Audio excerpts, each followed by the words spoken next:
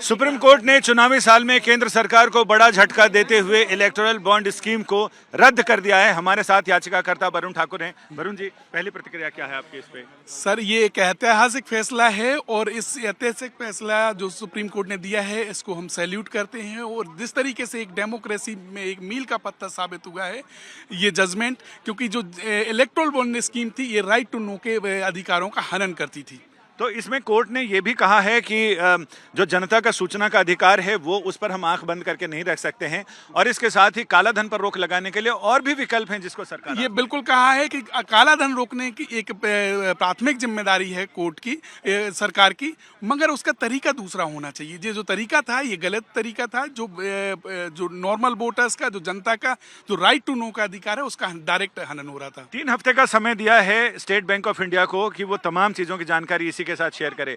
4 हफ्ते बाद लगभग इलेक्शन का ऐलान हो जाएगा, यानी इलेक्शन के ऐलान से ठीक पहले एक बम ड्रॉप होगा। बिल्कुल सही कहा है आपने। और इलेक्शन कमीशन जो एसबीआई को पूरे की पूरी इंफॉर्मेशन डिस्क्लोज करनी है, उस डिस्क्लोजर इंफॉर्मेशन को इलेक्शन कमीशन के भी वेबसाइट पे डालनी है। इलेक्शन कमीशन के पास में एसबीआई इंफॉर्मेशन देगा और इलेक्शन कमीशन उस इंफॉर्मेशन को वेबसाइट पे डालेगा। इसका असर क्या होगा? अब ये कहा है कि एसबीआई क्या जो बॉन्ड अभी तक बेच चुकी है या कैश नहीं हुए तो उसका क्या असर होगा, या अब बेच नहीं सकती? उसमें सुप्रीम कोर्ट ने स्पेसिफिक डायरेक्शन दिया है कि जो एसबीआई ने जो बॉन्ड इन कैश नहीं हुए हैं उन जिन्होंने परचेज किया था उनकी मनी रिटर्न की जाए। अच्छा, what is your first reaction Varun ji on this verdict of supreme court? This is a historical judgment sir. This is we are expecting this judgment but we are also dicey this judgment come or not, but after coming the judgment is a very saluting judgment. How do you think the effect of this judgment on Indian politics and electoral politics?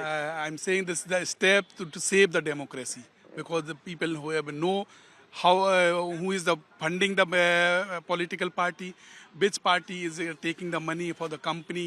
Some company is in a loss position but they are also funding, so that position is a completely setback of this types of funding. So this is a historical step in a democratic history. यानी ऐतिहासिक फैसला है जिसमें वरुण ठाकुर जो इस मामले में याचिका करता रहे हैं, इनकी पत्नी जया ठाकुर ने इस मामले में याचिका लगाई थी और उनका भी ये कहना है कि ये ऐतिहासिक फैसला है। इस मामले में तो ज़रूर ऐतिहासिक है कि इधर चुनावों का ऐलान होगा। चुनाव के ऐलान से ऐन पहले लोग तो कहते हैं पहले गस्से में कंकर आ जाना या पहले गस्से में मक्खी गिर जाना, लेकिन यहाँ तो कि गस्सा तैयार होने से पहले ही मक्खी गिर रही है, तो ऐसे में अंदाज़ा लगाया जा सकता है कि भोजन कैसा होने वाला है। ये अलग बात है कि राजनीतिक रूप से इसका कितना असर होगा ये भी देखने वाली बात है। और दूसरा ये कि चुनावों के ऐलान से ठीक पहले सरकार के लिए एक बड़ा झटका तो है ही। तो अब आगे आने वाली सरकार ये तय करेगी कि सुप्रीम कोर्ट के निर्णय के मुताबिक आगे जो भी सरकार आएगी वो ये तय करेगी कि चुनावी राजनीति में, चंदे की राजनीति में काले धन का इस्तेमाल कैसे खत्म किया जाए।